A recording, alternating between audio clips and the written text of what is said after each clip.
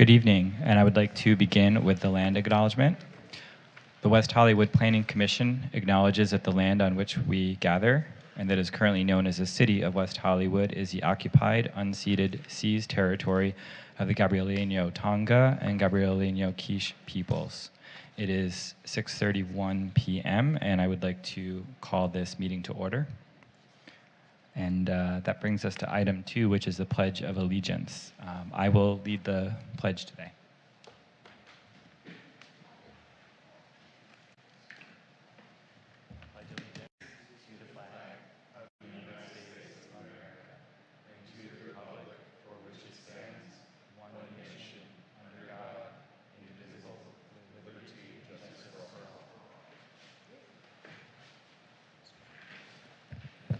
Thank you. Secretary Gillig, may we have roll call? Thank you, and good evening, Commissioners. Tonight, Commissioner Jones is absent, so all voting records will reflect that. Commissioner Solomon. Here. Commissioner Matos. Present. Commissioner Hubengarner. Present. Commissioner Carvalero. Here. Vice Chair Gregoire. Here. Chair Lombardi. Present. And we have a 6-member quorum. Thank you.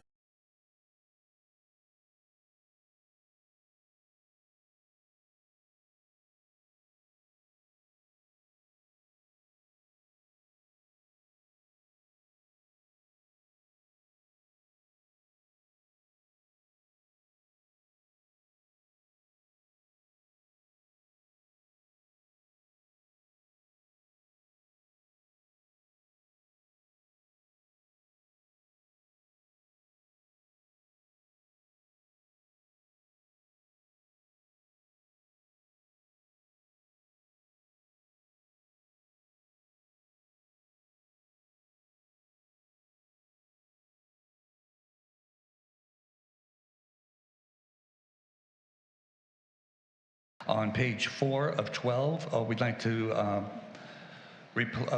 spell the word vacant correctly, so that would be spelled V-A-C-A-N-T. On page 8 of 12, the last paragraph, we want to change the word retriever to receiver. And then on page 2 of 12, under the public comment section, we want to change Saturday to Sunday, September 22nd. And that's all staff has at this time. Okay, do my colleagues have any changes? Otherwise, would someone like to make a motion? So moved. I'll second. Okay, moved by Matos and seconded by the Vice Chair.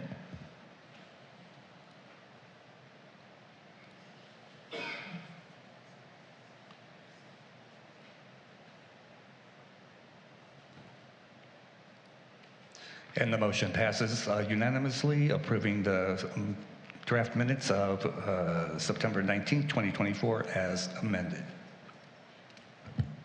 Thank you. Item number 6, public comments. Do we have anyone that would like to speak today? Chair, we have one in chambers, Victor Omachenko. Victor, you have 3 minutes. Please state your name and city of residence.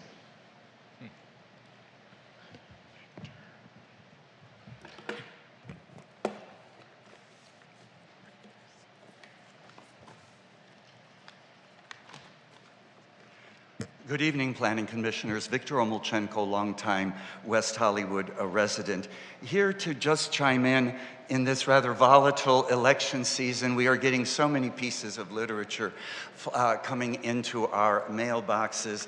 And for instance, I'm just going to show the rent is too high. And then vote yes for rent control, Proposition 33. So I am going to be voting for Proposition 33 because it is going to be the repealing of an act that was called the Costa-Hawkins Act that limited rent control in the state. Those cities that already had rent control were kind of grandfathered in, but other cities were not allowed to do it. And so in looking over this vote thing when I was on a Ciclavia ride, I see so many groups supporting this effort. The ACLU of Southern California, Unite Here Local 11, Santa Monica for Renters' Rights, the Dolores Huerta Foundation. And then as I was reviewing the strategic plan, which I know you will all have comments in on Monday for, comments due from anybody as individuals. I know you won't have time to meet as a commission to discuss it, but maybe you'd want to look at it at engageweho.org. There was a very interesting terminology saying attainable housing. Attainable housing is a section. And then there's another A that we always hear about is affordable housing. And then we hear about abundant housing. And I am shocked and dismayed that there is a group here in the state, as well as in the county, called Abundant Housing LA, which is opposing Proposition 33. Why, especially here, major rent-stabilized city, trying to protect our rent-stabilized housing stock? Why would an organization like Abundant Housing LA be against Proposition 33 when there are so many other organizations caring about renters and wanting other cities to get rent control and rent stabilization? Why is that happening? As I understand it, we had members of the Planning Commission prior, and now we may have some now that are affiliated with Abundant Housing. I would like a community conversation. I also understand that one of our council members is affiliated with Abundant Housing. I'm not saying that you can't join groups. I belong to a Preservation Alliance group, but I think we need to be very clear on what our interests are, and if there are housing things here, just like Mr. Cavallero recuses himself on Billboard, any of you involved in Abundant Housing should recuse yourself of housing issues and deliberations. Thank you so much. Thank you, Victor. Our next public speaker will be Stephanie Harker. Stephanie Harker will be followed by Kathy Blavis, our last public speaker. Stephanie, you have 3 minutes. Please state your name and city of residence. Stephanie Harker, City of West Hollywood. I'd like to echo what Mr. Omachenko said. You know, I've been here many years, before it was a city. Yes, I'm that old. I've taken Gene Dobrin's place. But, you know, there's many outside interests that are running roughshod over the citizens of this town. And perhaps it's because they support certain people who want to get reelected. Perhaps it's just because they want scooters all over the street, or just because they want our communities, our character of our neighborhoods to be torn down. And as the developers put more and more money in their pockets. There's been name-calling going on. I'm sure you've all heard about, if you haven't, about the opposition of many, many citizens who live along Fountain about the opposition to the bike lanes. That's being influenced by outside interests. Bike LA, somehow they're on our grant. They're a co-applicant of the grant for this city for $8 million, which they're saying they had a plan, but now they don't so much have a plan. And that the bike lanes will be first before they fix the sidewalks and make them ADA compliant. It really is interesting to me, and it's infuriating. I try not to get angry, especially at this podium, but I'll tell you, there's a lot of angry people out there, and I hope that you will continue to listen to the citizens, but be sure and ask us first, tell us what's going on, so that then you can hear our answer, because it's bad. It's really bad. I've never seen a city like this, not in the 40 years it's been in existence, and as I said, I have lived here longer than it's been a city. So that's all I have to say. I'm sorry I'm upset. I'm sorry I'm angry, because that makes me upset. I don't even know what else to say. It's just that, again, as Victor mentioned, our mayor actually made a contribution to No on 33. So when he tells you he's for it, ask him again if that's sure what his stance on it is. Thank you. Thank you, Stephanie. And our last public speaker will be Kathy Blavis. Kathy, you'll have 3 minutes. Please state your name and city of residence. Good evening, Kathy Blavis, City of West Hollywood. I'm heartbroken and outraged by the level of divisiveness that has consumed our city. To see an ex-council member, John D'Amico, stoop to using Trumpian hate speech and make reckless accusations about a tragic car crash. This is not only unconscionable, it's dangerous. This kind of rhetoric is Trumpian dangerous, and it directly threatens public safety. The name-calling, the fear-mongering, the deliberate effort to turn people who disagree on policies into the enemies. It's like nothing I personally have never witnessed before in West Hollywood. Let me ask you this. Show me one person who opposes safer streets. Show me one person who opposes bike rider safety. Show me one person who opposes pedestrian safety. Show me one person who opposes protecting the elderly or the disabled. We may disagree on how to achieve these goals, but this should never result in hate speech and cyberbullying, which has become the norm. This is no way to foster healthy community. And yet, here we are in an election year, and some are very clearly feeling desperate. In speaking out against how we got here, I've only quoted council members and staff verbatim. I've pointed out facts, yet I've never, not once, ever resorted to hate speech, divisive language. But now hate speech has taken center stage. Car accidents on Fountain, the ridiculous claim that those who oppose bike lanes are to blame. How about the recent accident on Sunset and Santa Monica? Who gets blamed for those? Maybe what we need are more DUI checkpoints, more solutions, not finger pointing and hate. Blame and vile, unwarranted attacks solve nothing. They don't make the city safer, they tear us apart. It's time for real leadership, not cheap shots. And quite frankly, that's why I'm voting for Public Safety Commissioner George Nickel and for Zakia. Right. And I urge you to do the same. Let's bring integrity and common sense back to our city. Thank you. Thank you, Kathy. And Chair, that is our last public speaker. Thank you. That brings us to item 7, the director's report. And I believe Nick Meritich, Community Development Director, has a report for us tonight. Good evening, Nick Meritich, Community Development Director. Good evening to the Chair, Vice Chair, and members of the West Hollywood Planning Commission. I do have a few items to share with you tonight. First, I wanted to report from the City Council's last meeting that they did approve the development agreement to extend the previously approved entitlements for the project at 8920 Sunset Boulevard. The Council accepted the Planning Commission's recommendations with a few revisions, including shortening the term of the agreement to 6 years, adjusting some of the accompanying payment schedule, and ensuring that the city would be in charge of determining what constitutes meaningful construction. The Council also incorporated the suggestion of a community garden or other publicly oriented use as an interim way to activate the site.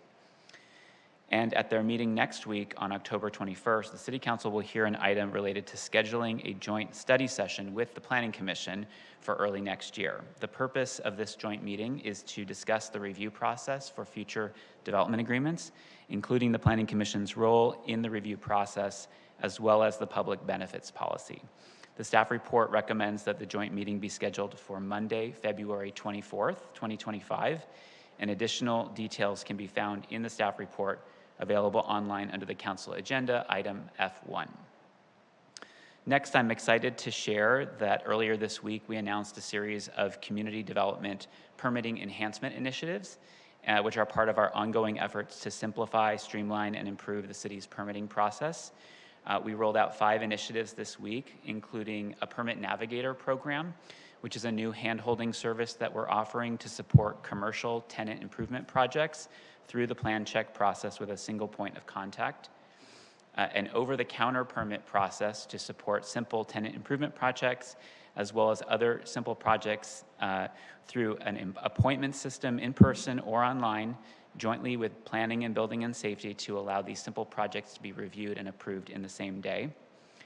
A guaranteed second opinion, which is part of our commitment to customer service by providing a clear process to follow for raising any permitting issues. improvements to our administrative permit process, including faster review times and new communication protocols for these smaller projects which undergo a staff level review and decision. And finally, our permitting process workshop, which we recently hosted in September, we have a recording that we've released of that workshop to help applicants better understand the process of applying for and securing planning and building permits. The workshop included important tips to navigate these processes more effectively and successfully, and also included a demonstration on how to submit applications through the new online permit portal. The permit portal, as I mentioned previously here, is available at weho.org/permits, and the 1-hour video presentation of the applicant workshop is available for replay on the city's WehoTV YouTube channel. And we also posted a link to that workshop, as well as to more information about all of these enhancements to our website, which is www.weho.org/CDD. And you'll see permitting enhancement initiatives there on our page. And finally, I would like to invite you all to the West Hollywood 40th anniversary celebration, which will take place on Thursday, November 21st from 6 to 8 p.m. at the Pacific Design Center. This event marks the 40 years since the city's incorporation back in 1984. It's a citywide celebration, which is wonderful. Unfortunately, the time conflicts with our regularly scheduled Planning Commission meeting on that date. And so as a result, we are going to be canceling the Planning Commission to allow for you all and members of the public to join for that celebration. And this concludes my report for tonight. Thank you, as always, for your service to the community, and happy to answer any questions. Thank you. Thank you, Nick, and thank you for reminding me that I'm older than the city. On the joint session with City Council, I just want to make a note. First of all, I'm really thrilled that this is likely to happen. I know that there's been some discussions over the years about having something like this occur, and I think it's really well timed. So I hope it all works out. And with that being said, if this is the right time, I just want to restate it was Monday, February 21st is the proposed date. Now might be a good time to, 24th, Monday, February 24th. And that is subject to the City Council scheduling that, assuming that they take that action next Monday. So my hope would be that we can get everyone here, or now's probably a good time to flag, or during commissioner comments later if you need to look at schedules ahead of that meeting. Okay, we can maybe discuss that more when we get to commissioner comments, if that makes sense. And does any reappointments? Yeah, I mean, I don't know what that means in terms of reappointments, but we would have the new city council, so we would have their point of view. Appointments is a more challenging one, so it would be recorded, right? So the hope would be that if there were a new commissioner, they could get up to speed on that discussion. Yeah, I presume that the joint session would be recorded, Okay. as it would be part of a council noticed council meeting. Are there any questions for our community development director? No? Okay, thank you. Thank you.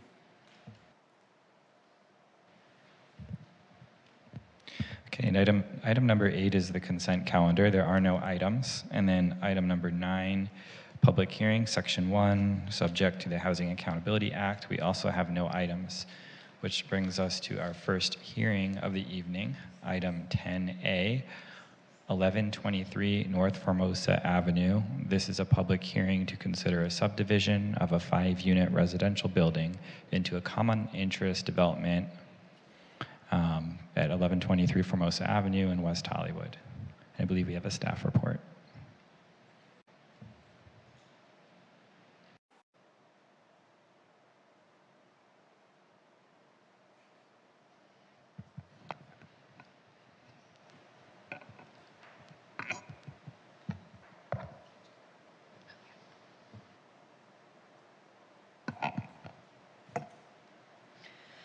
Good evening, Chair Lombardi and Commissioners.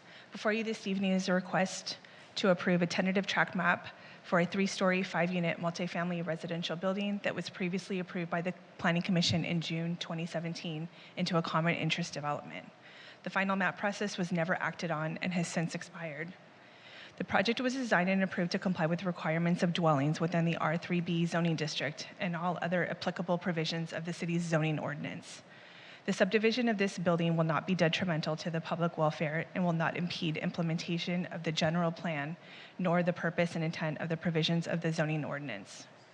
Therefore, staff recommends approval of the subdivision permit as previously approved by the Planning Commission and conditioned in draft resolution 24-1573. The building has recently completed construction and has been issued a certificate of occupancy. That concludes my presentation, and staff is available if you have any questions. Okay, first, any disclosures? No? Okay. Questions of staff? Commissioner Solomon? Thank you. I believe it was my first Planning Commission meeting, we had I think an R3 17 unit, and I asked about the discretionary approvals, about when a project entitlement requires discretionary approval from the Planning Commission, and I believe it's when it's R3 11 units or more. So I'm just curious as it relates to this item, and I can see the previous entitlement that happened in 2017. This is an R3 5 unit, so my question is, why did this ever come before the Planning Commission to begin with? The applicant submitted an application back in 2017 that included the development and the subdivision. Had they come forward with just the development, that would have been done at the director level, at staff level, and then the subdivision would have been separate. Subdivisions always come to Planning Commission for review and approval, so they decided to bundle both in together, so it was approval of the development and the subdivision. Thanks. Any other questions? Commissioner Hoopengarner? Lori, when was the C of O, excuse me, when was the C of O issued? The C of O was issued a few months ago. We don't have a date? I do have a date. I can look that up for you.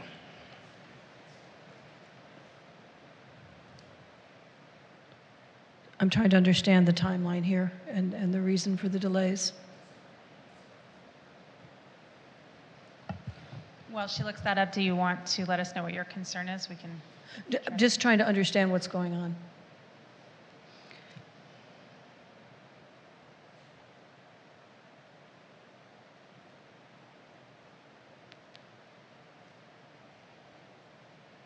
But it's more than a couple weeks ago.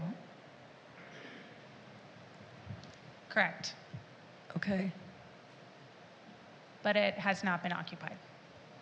And we've verified that it's not occupied? Yes. At the time the staff report was written, the units were not occupied. However, we do have conditions included in the conditions of approval in the event that it is a conversion, so that they do have to abide by those conditions to let the tenants know and give them the Ellis Act and the first rights of refusal. And you did an on-site inspection? We did. Okay, yes. thank you. And pulling up this certificate of occupancy right now, it was approved, issued August 19th, 2024. Thank you. Any other questions? No? Anyone else? No questions? Okay. Is there any discussion? I will move approval of this item. I'm hearing second. stereo. Chair. Yeah, we've got, sorry about that. We need to take public comment. Oh, yes. I am so sorry. Are there any public comments on and this the item? applicant's presentation as well. Oh, and there's an app. Okay, we have it all. Great. So applicant's presentation would be next, right? There will, and we don't believe there's an applicant presentation, but just wanted to flag. Okay. in No, case. I appreciate that. Okay. So we can move to Okay. public comment. Public comment, anyone? Yes, thank you, Chair. We do have two public speakers. Our first public speaker will be Victor Omolchenko, followed by Stephanie Harker. Victor, you have 3 minutes. Please state your name and city of residence.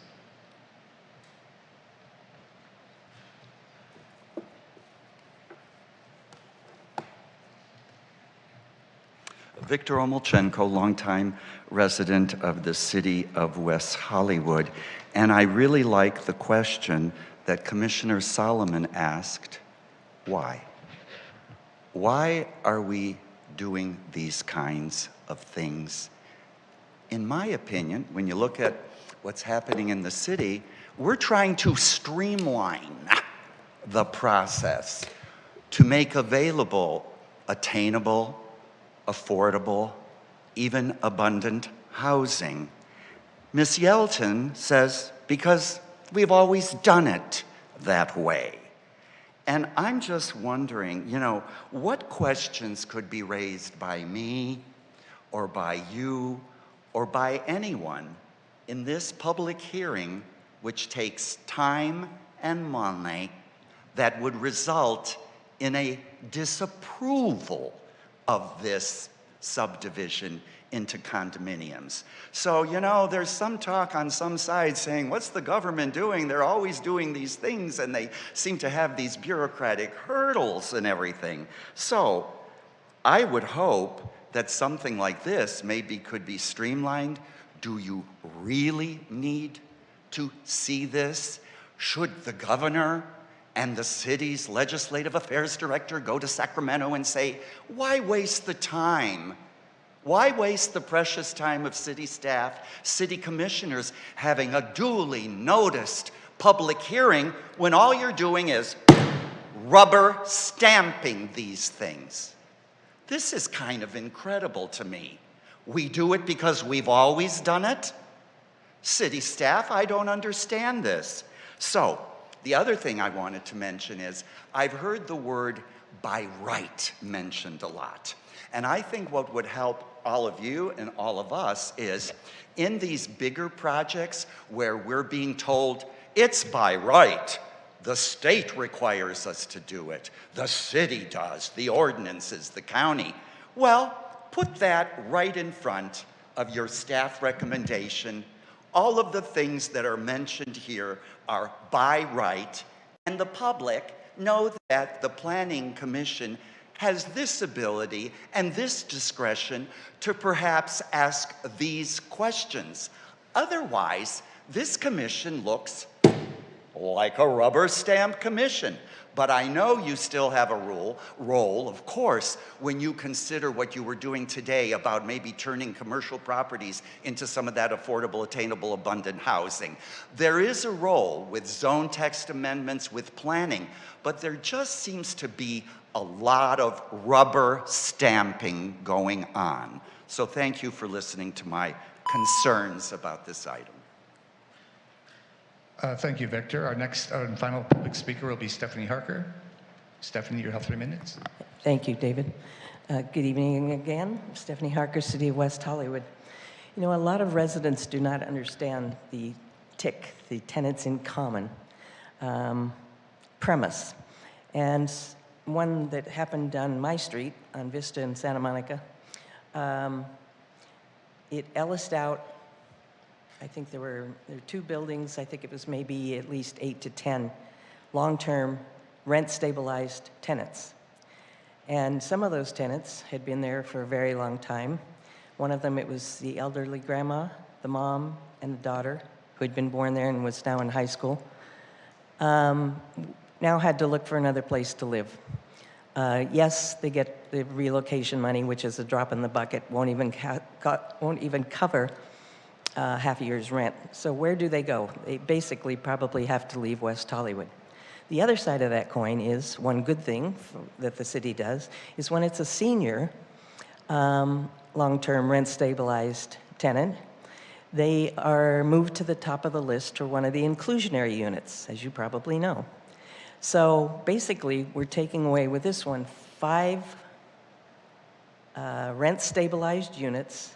We'll now sell those. Those 5 people, I guess, have left already.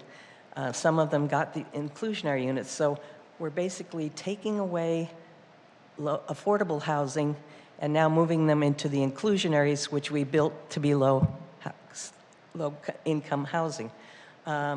It seems like we're not gaining much. We're certainly not going to reach our 3,600 required units in 8 years if we keep up with this. So we're taking the people who have rent-stabilized, affordable housing for them long-term. Now we're putting them into the inclusionary units that were given to us, 20%, is it? Given to us for low-income families. So we've lost those. I don't think we can count those as an addition because it's neutralized out. Basically, to me, ticks are anti-renter, and I think that we really have to start thinking about what our priorities are. Is it really to help more people be able to live here? I question that. Thank you. Thank you, Stephanie. And Chair, that is our last public speaker for this item. Okay, thank you. And the applicant is still not here or does not have a rebuttal? The applicant is on the Zoom platform and will answer any questions you might have, but at this time he does not have a presentation. Okay. As long as the applicant is okay with that, then I'll close the public comment portion of this hearing and we can move into deliberation if there is any. Commissioner Matos. Thank you, Chair. I just have a quick point of clarification for the public, and I'd like this confirmed by staff. The item before us this evening is the demolition of 2 single-family units and creating 5 new units. Is that correct? Could you clarify it? The building is already constructed, Yeah. And the certificate of occupancy issued, so it's Yeah. now rental units, and they wish to subdivide them into for sale condo units. Got it. Okay. But there's not anyone being displaced by this. That's the point. That is my understanding. Okay. And that was, to Commissioner Hoopengarner's point, verified by a physical inspection. Yes. Okay. Cool. Just wanted to clarify that, and I have a motion that I'd like to make to move the item if the time's appropriate. No, sure. I'll second. Okay. No one being displaced in the current structure. Yes, sorry, just to clarify, if there was no subdivision, it would be for rent units. There's nobody in the units as of now. So sorry, that's what I meant by the condo conversion. I just want to make sure there's no confusion on that. Is there any additional discussion? I realize we have a motion in a second, but before we I would just like to make it clear to the public that subdivisions are mandated by state law, that they come to Planning Commission. This body has no discretion about whether or not to hear or not hear subdivisions. If I can have legal clarify that, is that correct? That's correct. So when an applicant comes to us and asks for a subdivision, that is, we are the body that comes to, and it goes from us straight to council. And so this is not discretionary on our part. Thank you. Any other discussion? And just to make sure, motioned by Commissioner Matos, seconded by Vice Chair Gregoire. Did I get that right? Yes, that's correct. Because there was I heard know. both of you at the same time. Yeah. Thank you.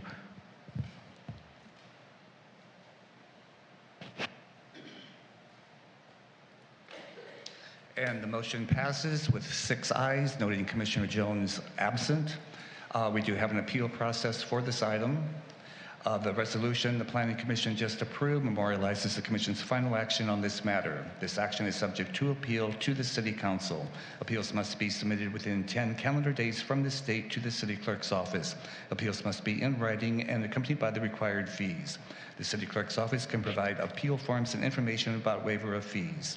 The appeal deadline will be Monday, October 28th, 2024 at 5 p.m. Thank you, and my sincere apologies. I should never assume, and I was not trying to streamline the process. It was nice to have some public speakers today, and to know that the applicant was available. They wanted to present. And on that note, we can move on to item 10B. This is 645 to 681 North Robertson Boulevard and 648 to 654 North Lapierre Drive. And this is a public hearing regarding a request to extend the permit expiration date for the project, which is also known as the Robertson Lane project. And I think we now have a staff report. Chair Lombardi, Commissioners, before you is a request to extend the permit expiration date for the approved entitlements associated with the Robertson Lane project for the last allowed code-required extension request until December 4th, 2024.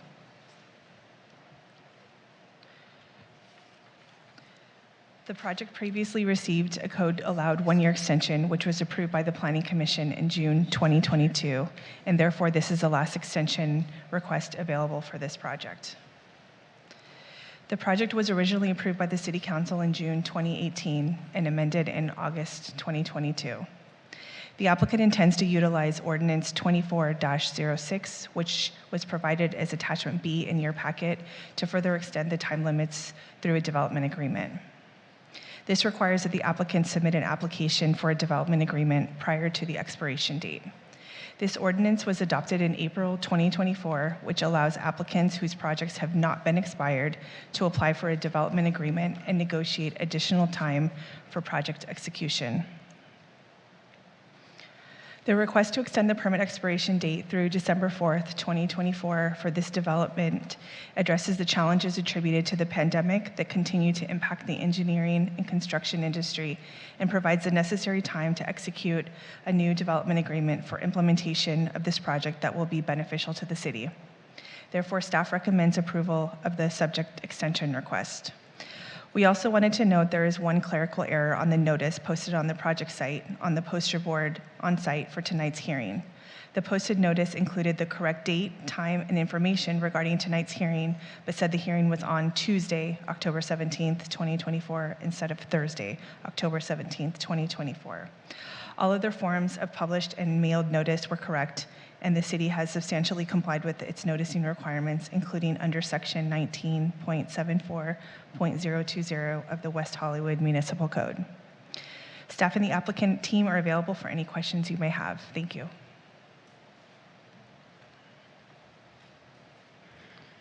Thank you. Are there any disclosures at this time? One disclosure. Commissioner Matos. Yes, I spoke with an applicant representative and we discussed matters contained in the staff report. Okay, anyone else? Commissioner Carvalero? Yeah, I spoke to the applicant's representative, but it was before the staff meeting, the staff report was issued, so I didn't have any questions, but we did speak. Okay, Commissioner Solomon? I spoke with the applicant pertaining to matters that are on the staff report. Anyone else? I received an email from the applicant and I said I had no questions at this time. That was the extent of our conversation. On that note, I just want to make sure from legal, just so it's on record, we're okay with the meeting proceeding with the date that was... That's correct. The Okay. city met all of its noticing obligations within the code, and under the Brown Act, there was one clerical error on the poster board. Okay, great. Thank you for confirming that. And are there any clarification type questions right now for staff, or should we move on to the applicant's presentation? Applicant's presentation? Okay, thank you. Please state your name and city of residence.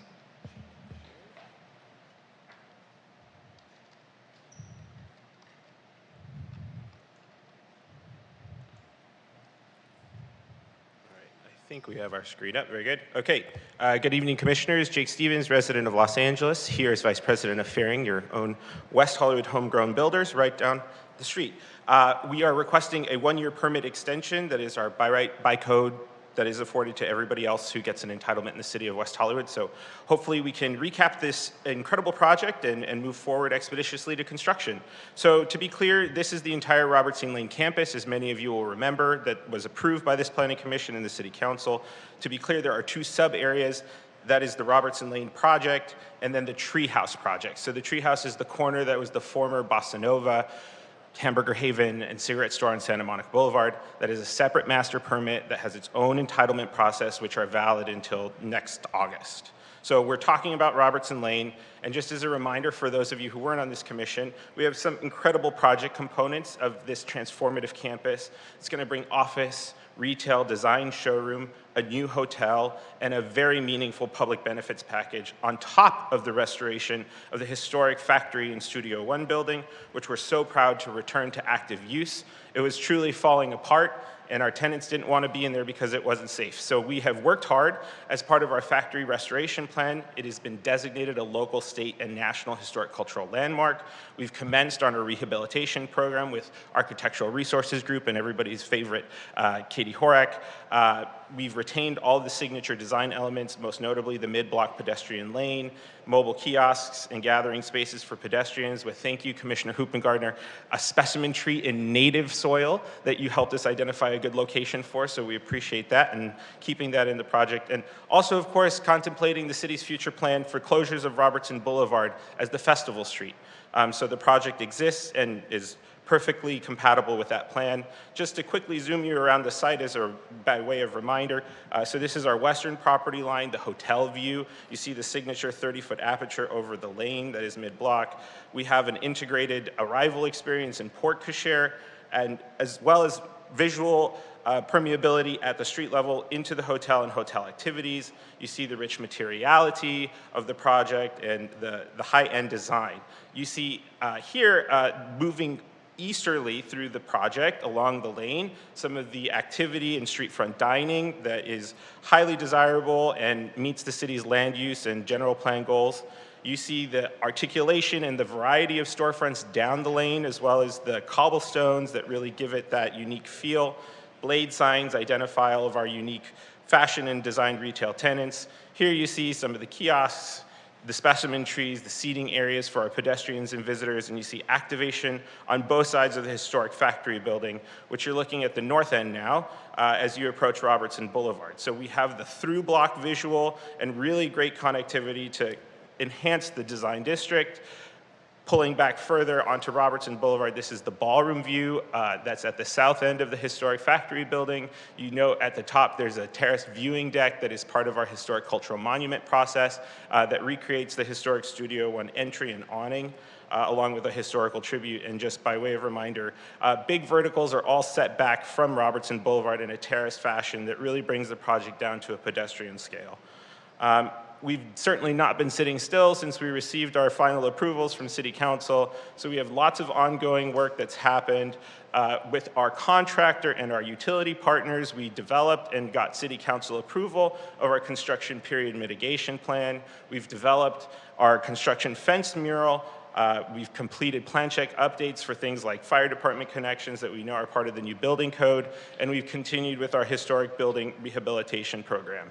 On a personal note, after this project survived COVID, we had a loss in our Fairing family, and we lost Nate Goller, who is one of our project patriarchs, who's been doing business in West Hollywood for 50+ years, was the spouse of Phyllis Morris and a major property owner on Robertson, and basically half of this project family. So God rest his soul, after 96 great years, we are here to continue Nate Goller's legacy and move this project forward. I'm also pleased to share that after much deliberation, we're very, very close to nailing down the hotel partner who's going to come in and inhabit and operate the hotel on the Lapeer side of this project. This is just an excerpt further evidence of our work on our materials condition survey that was completed by ARG. So every single panel of the historic factory building, every single panel was evaluated, coded, and categorized. So different categories. Red are the ones that are really can't be repaired. Yellow need a lot of repair, and the kind of grayed out ones are still eligible for reuse in their original form.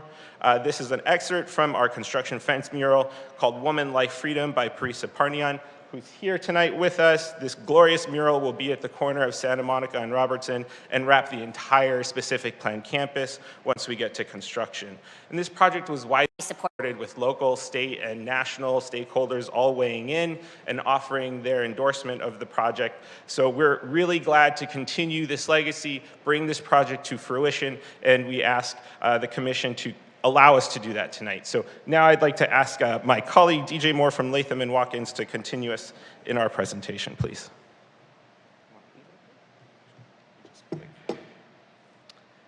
Good evening, commissioners. DJ Moore, Latham & Watkins. Thank you, Jake. I think my role here is fairly limited. It's a fairly straightforward request this evening. The application just provides for the final one-year extension that is allowed under the zoning code with the Planning Commission's endorsement. That will take the project through December 4th of 2024. We applied a little more than a year ago for that entitlement. Separately, the applicant has applied for a development agreement under the ordinance that the city approved in March of this year. The city and the applicant will have until about mid-2025 to negotiate the terms of that development agreement and then present that development agreement to this commission to consider an additional term and additional public benefits associated with the development agreement. Those negotiations have not yet commenced with city staff, but once we get through this extension process, we'll be able to commence those negotiations, and we are going to look forward to bringing that back in front of this commission and hopefully with your endorsement to the City Council in mid-2025 to discuss the project further. And so that concludes our presentation. We respectfully request the approval of the one-year extension through December of 2024. And of course, we're here to answer any questions you may have this evening. Thank you very much. Thank you. Do my colleagues have any questions for the applicant before we move to public comment? Yes, Commissioner Hoopengartner. Yes, help me understand that the purpose of the extension is to provide time to negotiate a new development agreement. That's correct. Okay, but are you proposing to change the project? I mean, it's the same project and the same everything. You just are looking for a new development agreement for the existing approved project? That's the only entitlement that has been applied for, Commissioner. I couldn't say that, as Jake mentioned earlier, right, we're in the final throes of negotiations with a potential hotel partner. I can't say that that hotel partner might want tweaks to the project, that there might not be future tweaks to the project. I can't say, those are always sort of in play and always being evaluated when you're negotiating with bringing a new team onto the project. But right now, the only application that's on file with the city is for the development agreement to provide additional public benefits in exchange for additional time under the existing entitlements that have been approved that doesn't involve any modifications. So you're not in CD at this point? I'm not in. You don't have construction documents at this point? We do not have final construction documents at this point. We were working on construction documents. We had made it very far down the down the path to developing final construction plans through the plan check process. And due to COVID and financial difficulties associated with, delays in construction costs, that we did not make it all the way through the plan check process. So those construction documents, like a number of other major projects in the city, will need to be updated to reflect the current code cycle. So this timeline reflects the desire to enter into a new development agreement, but where is this timeline in terms of actual construction? So that is going to be subject to, I believe, negotiations similar to other development agreements that have come before this commission recently, as to determining, how long this commission, how long the city council thinks that the project should be extended before, terminating the entitlements. And that'll be subject to your discretion when that development agreement comes back before you. I guess I'm trying to understand, in light of, frankly, the French market, which went through extensions and then just never happened, and I'm not sure where that stands, but we're in a similar situation here, where we're looking at extension, and the question is there actual movement towards actual work? And to answer that question, and I believe that Jake answered that question as part of the presentation, Commissioner, is that yes, there have been a number of items that have moved forward related to this project, but one of the most important items, right, is securing financing so that the project can actually move forward and break ground. And we, are very encouraged by the, turn of the financial markets, and, interest rates have come down and construction costs have stabilized, and we're very close, and I'm not in the day-to-day negotiations with the hotel operators, but I'm told we're very, very close to inking a deal, and So, so so that's you're when- looking at the financing from the hotel operator, not from an outside financing source? No, but securing the hotel operator will Will enable help you, us to give you secure collateral for financing. your, Yeah. I understand. Okay, thank you. Any other questions? Okay. I had a similar question, so mine is now answered, which is great. I will now open the public comment portion of this hearing. Are there any public speakers at this time? Chair, we do have public speakers for this item in chambers. Our first public speaker will be Parisa Parnian. You may approach the podium. You have 3 minutes. Please state your name and city of residence. Hi, I'm Parisa Parnian. I live in the city of Los Angeles. The little piece of, I'm the artist who did the mural, and the little piece of the very extensive mural that was shown, that woman, her name was Mahsa Amini. And Mahsa Amini became the symbol of women's rights and human rights, both in Iran and on a more universal level. The Woman Life Freedom movement that started in Iran 2 years ago became a catalyst and a global cry for justice for women, but also not just for women, but for all marginalized people seeking basic human freedom and rights. As an Iranian-born woman who has been an artist and an activist bringing representation and inclusivity for LGBTQ communities, as well as the Middle Eastern diaspora here in Los Angeles. Having the opportunity to create artwork that amplifies the voices of women and literally will be putting the words woman, life, freedom in the heart of West Hollywood is one of the most powerful ways that I can make an impact for our collective communities. I'm so excited to see this project move forward and to see my artwork go up on the fairing fences, hopefully in the near future. Thank you. Thank you. Our next public speaker will be Stephanie Harker, followed by Victor Omolchenko.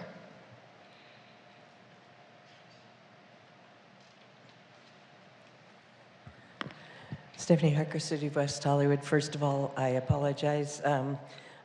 My rant a bit about the ticks because I was unaware of the information, but I stand by it on Vista Street. I know the people were Ellised out there, and several of them moved into, lucky them, the new Charlie on Santa Monica Boulevard.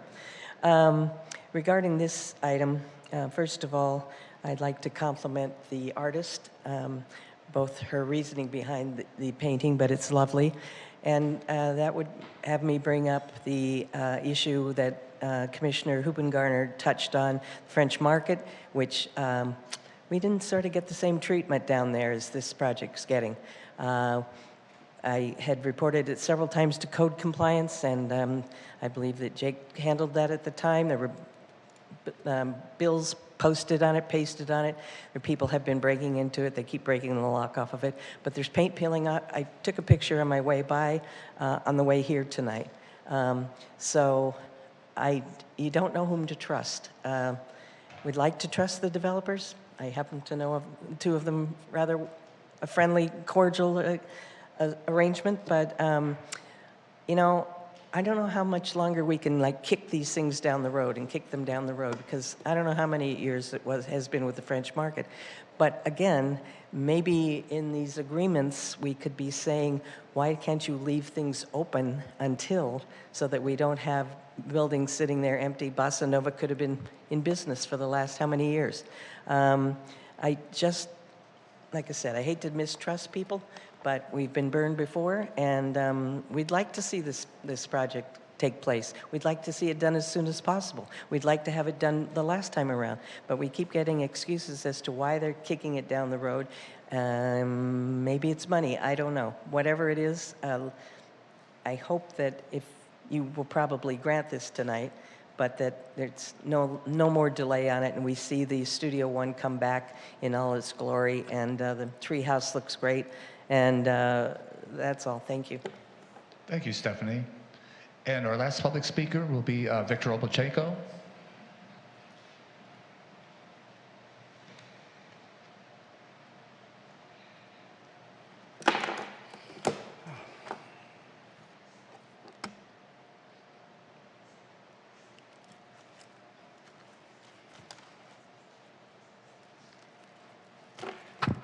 Good evening again, Commissioners. Victor Omolchenko, longtime West Hollywood resident. And you know, I'm a kind of process guy, and I like to ask questions, and I believe in public transparency, government transparency, public involvement. This is a public hearing, and about last year, there was an effort on the part of the City Council to expand the radius of the public noticing for large development projects beyond the 500 square feet that is shown to you in a radius map as an attachment. So, this being a public hearing, one would think that it would have been extended to more people, because right now the 500-foot radius map only touches the businesses within the Robertson Lane area. It doesn't touch some of the people that would be in the Norma Triangle or West Hollywood West. But some late-breaking news came to me that even though the City Council did pass that recommendation, we, the public, and you, we are all still awaiting a zone text amendment to implement it. How many years before we get a zone text amendment from 500 to 1,000 square feet implemented so maybe more people would come? Regarding this project, the previous entitlements were under a specific plan that did identify public benefits. It wasn't a development agreement. But now the developer is asking for an extension and will come to you with a development agreement. Just like what happened with the Arts Club or the non-Arts Club or whatever it's going to be called in the future, the public benefits were determined for the Arts Club many years before. And City Council ultimately did apply some inflationary factors, I think based on some recommendations that you made.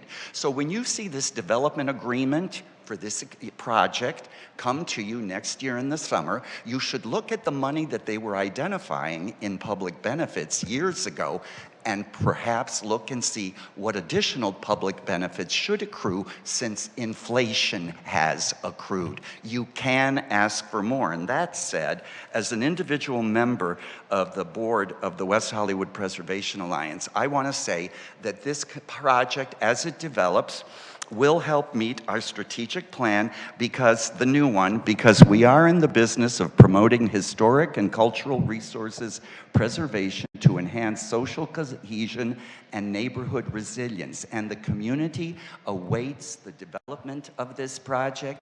It awaits the return out of containers of the Factory Studio 1. It will be good to see this project develop, but I would like to see it develop before Commissioner Solomon's nice daughter, Silver, is a grandmother. These things must be developed because there are too many holes in the ground. Thank you so much. Thank you, Victor.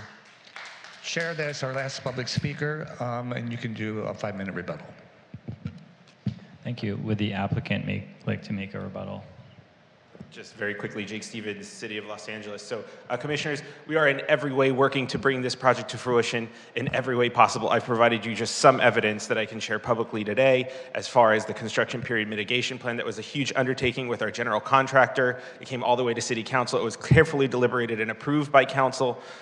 So I just want to show you that we've been thoughtful. We're working hard. We're spending blood and treasure every day to make this happen. And the way to bring this project to fruition is to give us this one extension tonight. We are not talking about any other projects anywhere else in the city. We're talking about this one site and the evidence that is before you in the staff report this evening. So please, we respectfully request this one-year extension be completed, and we will come back and see you in the spring. Thank you very much. Thank you. Do we have questions for the applicant or questions of staff as we close the public comment portion? Anyone, questions? No questions. Okay, then we can move into deliberation. Would anyone like to speak regarding this item? And Chair, just to be clear, so we're closing the public comment portion of the public hearing? Correct. Okay. Vice Chair Gregoire. I support the item. Obviously, we want this project to be successful. I think a lot of people in the community think it will be a nice addition to the community when it's done. They need more time, great part because of COVID and the resulting inflation. You know, not granting the extension isn't going to make any project built there any quicker. So this is a nice project, deserves to be built, and we need to give the developer the extra time they need to make it a successful project and be built. But yes, I do respect the community's frustration and impatience. There are a lot of holes in the city, and we'd like these projects built. And when the time comes, I'll be voting yes. Thank you. Commissioner Matos? Thank you, Chair. Yeah, I concur with Commissioner Gregoire. I mean, what we're seeing here is an allotted extension for 1 year by West Hollywood Municipal Code Section 1962030C3. It's very standard allotment for a 1-year extension here. And you know, from what we heard from the applicant's presentation, there's some pretty extraordinary circumstances that led them to need this extension, but thus the project proceeds forward, and it's merely a 1-year extension.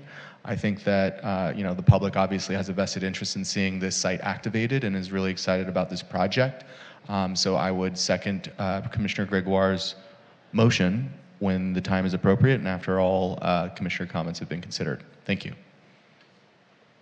Okay, would anyone else like to speak? Commissioner Solomon?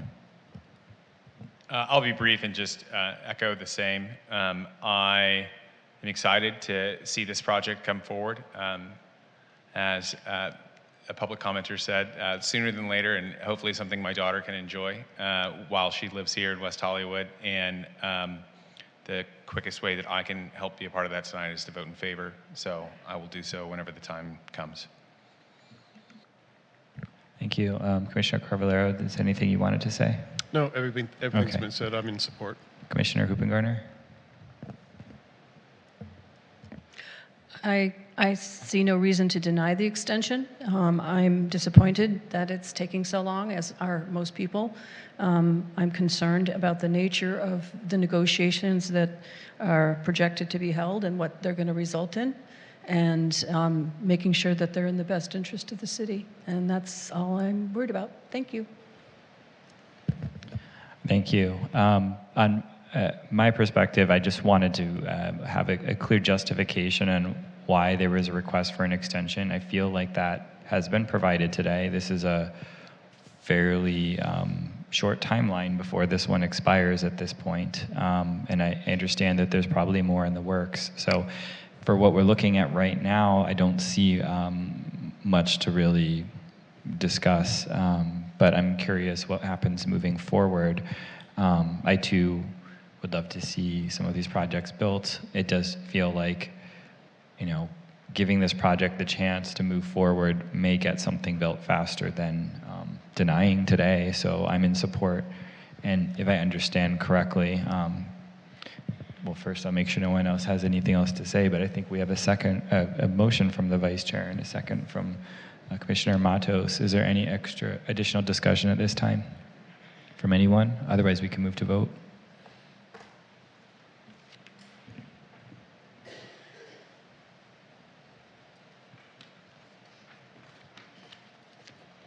And the motion passes with 6 ayes and 1 no, noting Commissioner Jones absent, approving resolution number PC 24-1574 as presented. There is an appeal process. The resolution the Planning Commission just approved memorializes the Commission's final action on this matter. This action is subject to appeal to the City Council. Appeals must be submitted within 10 calendar days from this date to the City Clerk's office. Appeals must be in writing and accompanied by the required fees. The City Clerk's office can provide appeal forms and information about waiver of fees. The appeal deadline will be Monday, October 28th, 2024 at 5 p.m. Thank you. Item 10C. This is a zone text amendment for special events permit enhancements.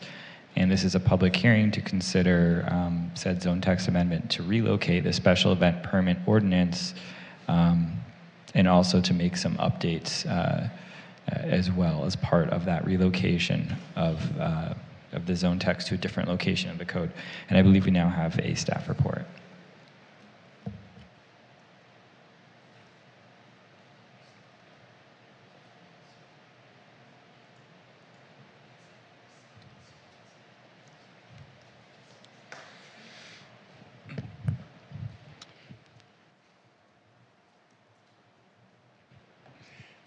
Good evening, Chair and members of the Planning Commission. My name is Vito Adamitis. I'm the manager of Neighborhood and Business Safety.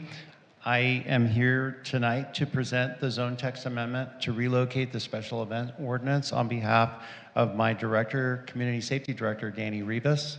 I am also joined here tonight by Ms. Jessica Benitez, our Code Enforcement Supervisor.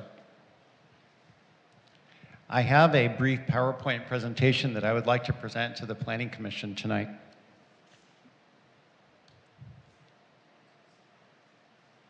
It's not. It's not.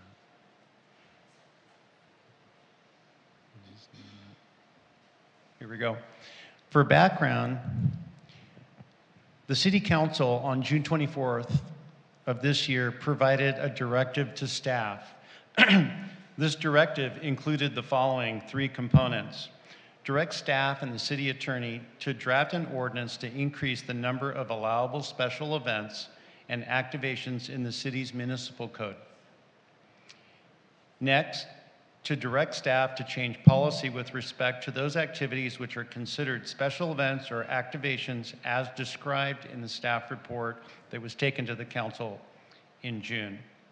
And lastly, direct staff to research the appropriate increase and return to the City Council with a draft ordinance for further consideration. The item before you tonight is the result of the collaboration between staff, the City Attorney's Office, and planning staff. In addition, outreach for this item was conducted with the City's Business License Commission on September 10th, as well as the Chamber of Commerce Government Affairs Committee on October 8th. The benefits of repealing and relocating Chapter 19.55, known as the Special Events Permit section, to a new Chapter 5.106 in Title V, the Business License and Regulations Permits title. So there has been past operational practice and precedents. For example, the extended hour business licenses transferred in 2017 from Title 19 to Title V. In addition, existing temporary business activities are housed in Title V, for example, cannabis events and temporary peddlers licenses. In addition, this action streamlines internal and administrative processes towards any future municipal code amendments. The relocation of Chapter 19.55 to Title V does not lessen the level of oversight for special events. Special event application processing is handled entirely by staff, and this practice will be maintained. This process includes carefully reviewing special event applications and coordinating with all of our partners at the city, including other departments, for example, the Planning Department, the Building and Safety Department, and also Sheriff and Fire and Public Works. In addition, when a special event permit application is issued, we have code enforcement staff working 7 days to be able to respond to calls for service regarding any potential violation of a special event, condition of approval, or activity. And there are various actions that can be taken for somebody violating a special event permit. Special event permits, SEPs, known as SEPs, are for short-term activities that do not meet the normal development of city-approved use standards of an applicable zoning district or property and are generally allowed for up to 3 days. There are 4 types of special event permits: activations, which are free of charge, low impact, high impact, and major. There is an existing limit of 12 permits and activations per year per business. Here's a summary of the proposed changes. The proposed changes include increasing the number of special event permits and activations from 12 to 16 per year per business. Some of the feedback that we received during this process included increasing the number up to 24. Staff reviewed this, and we feel that the increase from 12 to 16 is consistent with council's directive to find an increase in these permits, but it's a modest increase from 12 to 16. Secondly, importantly, as part of this process, there is an activity that is exempt. It categorizes restaurant buyouts as an exemption from submitting a special events permit application if the event does not involve additional elements such as entertainment, unless the entertainment is already permitted, street closures, or sidewalk closures. These private buyouts that occur would not be required to have an activation. This would be an exempt activity under the new amended language. In addition, some of the language within existing regulations clarifies the difference between a special event and an activation, and other changes have been made to update language due to operational changes made in the organization and relocating the special events chapter to Title V. For example, as you will see in the staff report, under the existing language, it shows that the economic development director approves special event permits.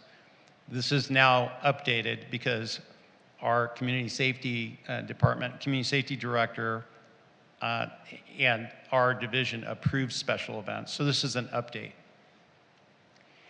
Staff's recommendation for the Planning Commission tonight is to adopt the resolution to effect these proposed changes to repeal and relocate Chapter 19.55 Special Event Permits to a new Special Events Chapter 5.106 within Title V, Business Licenses, Regulations, and Permits of the city's municipal code.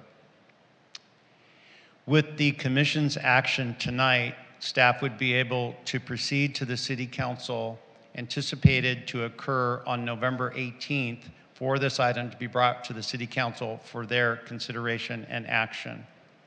This concludes my presentation, and I'd be happy to answer any questions that the Commission may have at this time. Any questions for staff?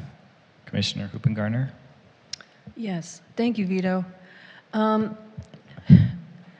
Please, you said on one of your little bullet points, it clarifies the distinction between activation and special event. Would you clarify that for me? Because I'm still confused. Sure, I'd be happy to. And I'll refer you as well to the staff report, and it will be page 5 of your staff report. And the underlying text there is additional new text. So I'll begin with the special event item, low impact minor special event. An event that does not qualify as a high impact minor special event or major special event, but still contains elements not permitted under its current land use and or city approvals and necessitates review for potential impacts. Examples include partial sidewalk closures, exterior entertainment, temporary valet, encroaching in the public right-of-way, which sidewalk and or parking meters, and temporary structures built without the need for a building and safety permit.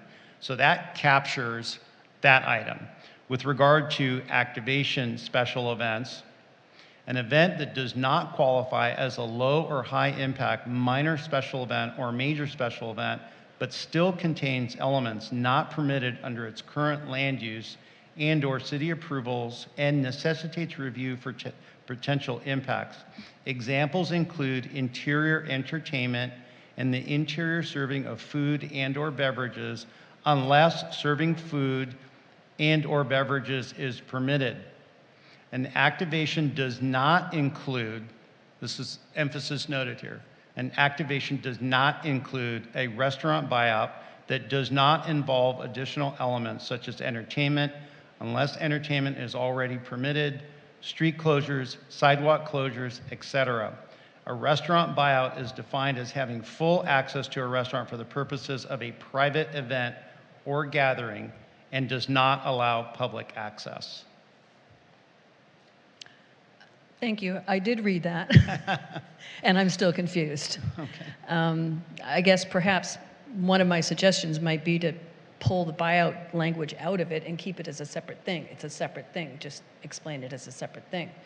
But I'm still having difficulty understanding the distinction between an activation and a special event. I mean, and so there's a low impact special event, but an activation special event, but they sound both very similar. And so I almost need one of your magic little grids that says this is what's in this section and this is what's in that. But I'm really trying in my mind to come up with a picture of what's the difference, and how would anybody reading this really understand what goes into column A and what goes into column B?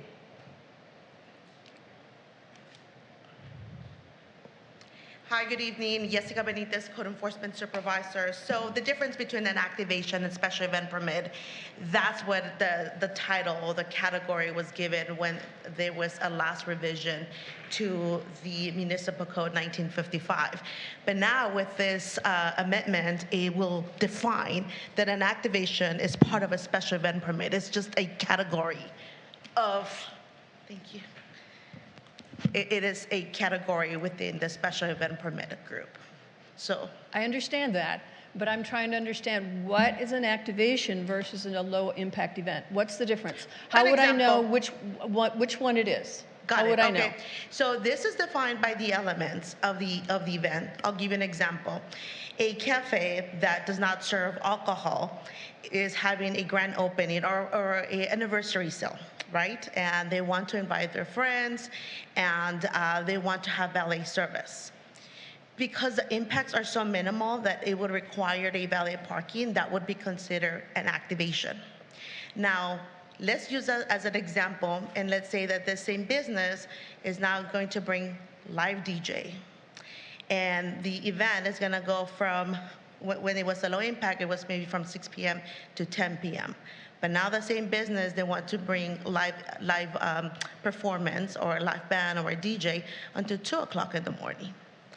And the attendance will increase. That will now become a low impact because it's going to impact the neighborhood, right? Traffic, noise. So all of the special event permits are based on the elements, based on the impacts of that event that is happening. And I get this conceptually, but I guess my concern is for a restaurant or a retail reading this, how would they know what they need to do? For one of your staff that was reading this, how would they know what to do? Me as the public, how would I know which one it is? How would I know which category it falls into? Great question, very great question. So what we do is in Curtin right now, we have a special event permit application. We hand the same application to all of the business owners and say, tell us what is it that you're having, tell us what is it that you're trying to achieve. So once they submit an application, I review it with the code enforcement specialist about the impacts. And then that's when we give a list to the business operator to say, this does not qualify as an event permit, this is an exempt permit, therefore you don't need to complete an application. So do you have a checklist somewhere that says if it includes valet parking, it's this, if it doesn't include valet parking, it's that? I mean, is there a checklist somewhere? So that is something that they have an internal guidelines for the staff that will check to say, okay, if the applicant is having valet service or parking meters, we need to route them over to the division to obtain the permits, and this is going to be categorized as such. Perhaps that should be something that would be made public. I find this very circular, and I find it difficult to read. And, you know, I are a college graduate, and I think it could be clearer. So my question is around that clarification. All right. Can you help me out with the outreach to the public? I see that you talked to the chamber, but I don't see that there was any discussion with the various neighborhoods or with any of the public who would be impacted by these special events, et cetera. The item that was brought to the Business License Commission on September 10th included It was a publicly noticed meeting as required by law and provided the community an opportunity to engage and provide feedback on this item. A business license. That's correct, on September 10th. Okay. And was it clarified at that meeting that the number of permits would potentially be increased from 12 to 16? Yes. Okay, thank you. Now, my next question relates to what this body has historically done, and perhaps this is better for Jennifer to help us with. Often in our resolutions, we have special event conditions, and no rooftops, no after 10 p.m., et cetera, et cetera. And so my question is, there's two parts to this question. One is as relates to existing resolutions that are in place. And the second part of that question is to the next project that comes to this body. Let's assume all this happens and it all moves from 19 to 5 and it's no longer within the purview of Planning Commission. Does that mean that the special event resolutions that we would normally embody in our resolutions would no longer be within the purview of Planning Commission? Or is it still something that Planning Commission could say, well, based upon this building and this structure, yes, we condition it with these conditions. Does this movement into Title V strip away this body's ability to do that? Okay, so I'm going to back up just a little bit because I think it's important to clarify that this body doesn't have oversight currently over special event permits. And neither does the Community Development Department. So what code compliance staff does now is they work with the planners, they look at the CUPs, they have access and records of all of the conditional use permits that we have from the dawn of time. And they go through them, they see if there's any of those conditions or any conditions that would hinder or otherwise change how they look at a special event permit. So anything that's already been approved that way and anything going forward would be caught in the same way that it happens now. It would happen going forward. It would just be that all of that information is in a different part of the municipal code. That's it. Okay, so there's nothing that would prevent this body from saying, the thing I flashed to is we just went through a whole ZTA on hotel rooftops. And it's like, well, does that somehow take the special event component of that out of any entitlements we might grant or not grant? Of the entitlements, no. And I would just make sure, that we are all circumspect when we're putting conditions on special events because they're supposed to be different and temporary. And the conditional use permit is for the operations in general. But from time to time, it does happen. And I think that would still be the case going forward. Yes. I mean, we've definitely done circumstances where we say, no amplified music, or, nothing after 10 p.m. or Correct. Any number of things. So just to reiterate for clarification, that would in no way preclude this body from continuing to do what it's always done as relates to those types of entitlements. Correct. The way that is handled will not change. Thank you. Okay.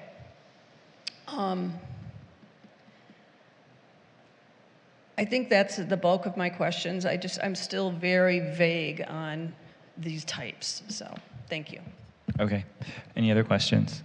Commissioner Matos. I have but just one question. I want to thank staff for the presentation. Vito Adamaitis, Jessica Benitez, good to see you again. This clarification that was noticed by City Council publicly and then noticed at the Business License Commission publicly, this clarification and reorganization will help code enforcement more capably do the work to ensure that event permits are actually issued correctly and adhered to. Is that correct?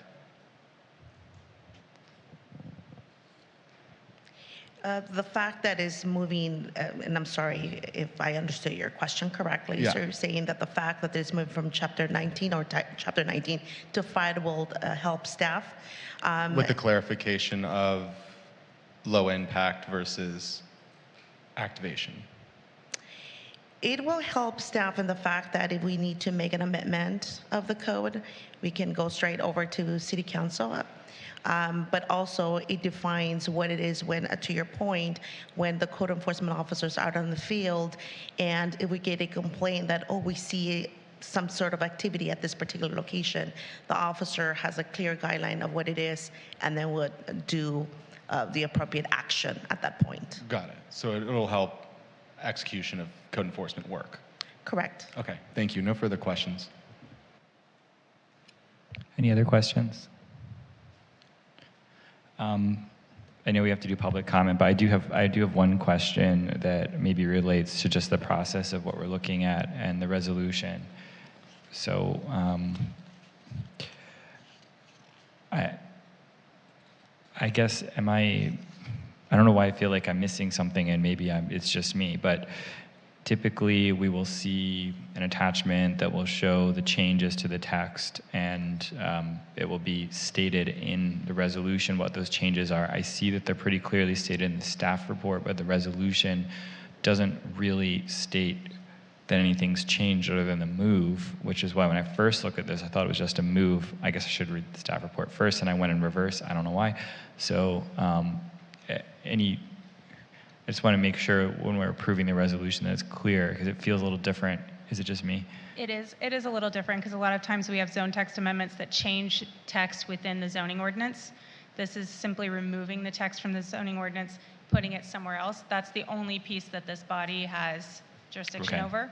And then what is put into Chapter 5 is up to the City Council. Got it. Okay. Exactly. Thank you for clarifying for me. I appreciate that. And on that note, are there any other questions? I'm sorry, one on the review authority. We've had this conversation before about directors. It keeps saying director review, but it doesn't say which director, but it says determined by city manager. But then my understanding that this was be under, I guess, Danny's purview. That's correct. So it's the city manager would designate who that person is, and the reason that the reason that there's a change in that language is so that in the future, if there are any changes in the review authority, it won't necessitate coming back to the Business License Commission, for example, in this case, to make that change in the section of the code by including the language that says it's the designee of the city manager. It helps accommodate any future changes in the future organizationally that might include the oversight or issuance of permits. So as you may see under review authority on page 4 of your staff report, right now it says Economic Development Director. Because that language is in there, it was taken out going forward, and you'll see it doesn't say specifically Community Safety Director. That's why I asked the question. Or Community Development Director. So this is under the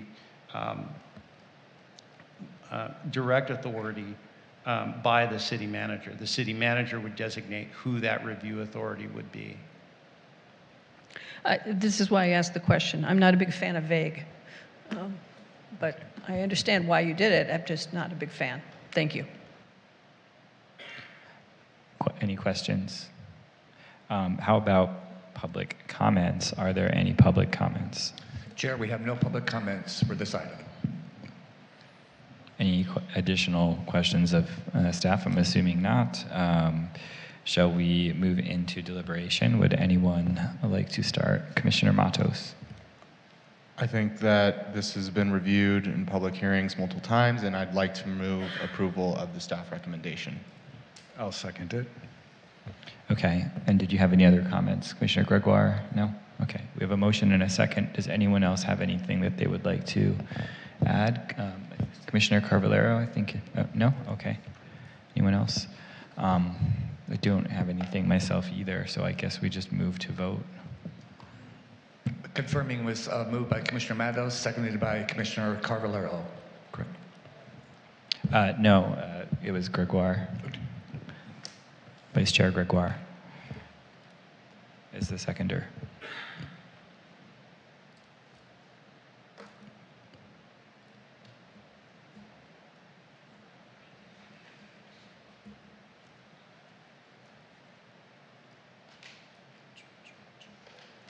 And the motion passes with 6 ayes and 1 abstain, and Commissioner Jones showing as absent, approving resolution number PC 24-1578. There is no appeal process. This is going forward to the City Council. Okay, thank you. Item number 11, new business. We have no items. Also, item 12, unfinished business, no items. Excluded consent calendar, no items. That brings us to item 14, items for staff. 14A is the planning manager's update. 14B, subcommittee management. Good evening. Yes, I will let you know what's coming up on our agendas. This feels very loud. Okay. We have a couple of pretty hefty agendas coming up because the 21st, as Nick mentioned, is going to be canceled because of the city event. So the next meeting we have will be November 7th. Right now we have a public hearing for a change of use on Santa Monica and Genesee. A public hearing for a general plan consistency finding for the log cabin renovations. A public hearing for a billboard at 9200 Sunset Boulevard.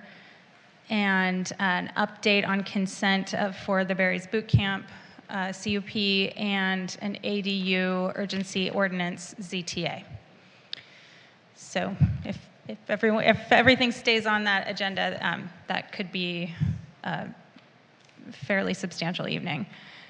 And then the following meeting is December 5th. We've got a ZTA for EV charging site and EV service stations, a ZTA for ADU housing bills. This is the non-urgency ordinance associated with the one on the 7th.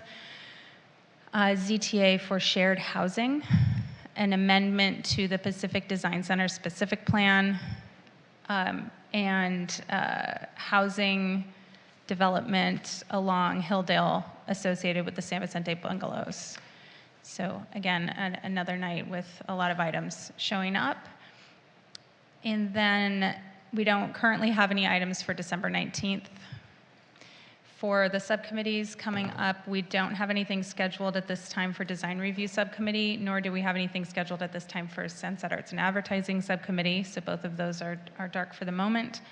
But long range planning project subcommittee also does not have anything coming up for the next couple meetings. So that's all I have for you this evening. And again, just reiterating that we are anticipating having a joint meeting with the council on February 24th. So if you have any schedule conflicts that you would like to raise now, or you can reach out to us as well. Thank you. Thank you. Anyone have any questions or scheduling notes? Commissioner? Just a quick question, Jennifer. The second one with the EV charging and the ADU housing bills and the Pacific Design Center specific plan, you said that was November 21st? Sorry. December 5th. Okay, sorry, I missed it. February 24th would be the joint meeting with council. That's the only one that we're looking at that far out, just because it's a different date than we would normally meet. It's a Monday. Got it. The second one was, the two meetings that you talked about, though, is November 7th and December 5th. Yes. Okay, cool, thanks. Commissioner Solomon, anything? No? Anyone else? Commissioner Hoopengarner? To be determined until further notice. I'm in jury duty, and it's potentially a long one. So Okay. hope to be back in time. Okay, thank you. If there's no other questions, then we are on to item 15, public comment. Chair, we have no public comment. Okay, any items from commissioners? No items. Okay, well then it is 8:05 p.m. I would like to adjourn this Planning Commission meeting to a regularly scheduled meeting on Thursday, November 7th, 2024, 6:30 p.m. here at Council Chambers. Sounds like it may be a long one, so pack your snacks.